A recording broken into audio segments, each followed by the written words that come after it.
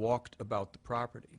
There were very specific technical differences that were observed, but in this film, we see an object that some people might say is a model. It's hovering above what appears to be a tree and in front of a house. Is this one of his films? Or? This is one of Billy Meyer's films, his earliest film from 1975. Some people would think by a string, but as you see this move off to the side, you notice the UFO hung for a moment at an angle, which is something that's impossible to effect with an object on a string.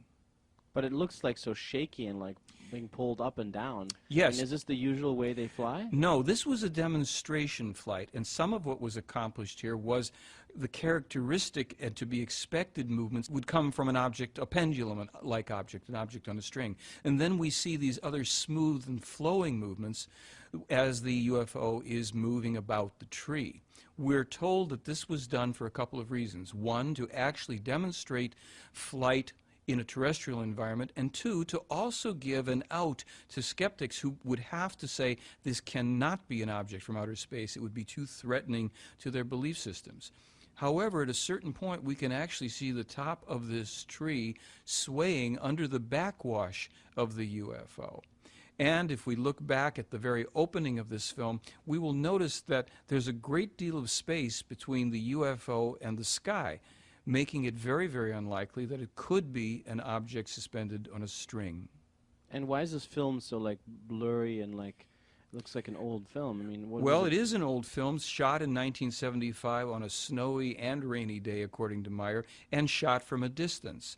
So what we're seeing here is a rather poor quality film, to be sure, and we're just having to make the best of it ourselves in our understanding. Is this tree still there today? The tree is no longer there, as is the case in a couple of the other films and photographs that Meyer took. And what do we see here? Here is a much clearer film segment that Meyer took with a UFO hovering above a road, and we can see a car moving slowly to the left in the bottom. Oh yeah, of that this white frame. dot there, yeah. The white dot. We're going to see another one in a moment. We also notice that there is a tree branch with some leaves to the left. Meyer was encouraged oftentimes to have objects in the foreground for perspective and calculating the distance. Here the craft is moved suddenly to the left, and it's exhibiting a characteristic floating motion that we're told is really the craft riding on the magnetic field of the Earth. In this film, we can see an object, a toy made in the 1990s, invented by physicists, called a levitron, that exhibits this type of movement as this object in these repeated frames floats above the base. We dissolve here into Meyer's UFO as it too is exhibiting that type of hovering, pulsing movement on the magnetic field of the Earth as he was told. Now watch as the object will suddenly dart away in one frame, disappearing from view. How is that possible? Meyer was told that they have technologies that allow them to move out of phase, out of dimension, within a part of a second. They can not only move out of dimension that quickly, they can also pop back into dimension.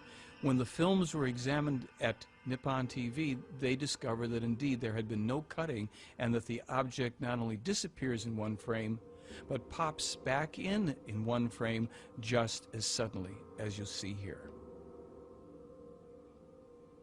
So where does it go while it's gone?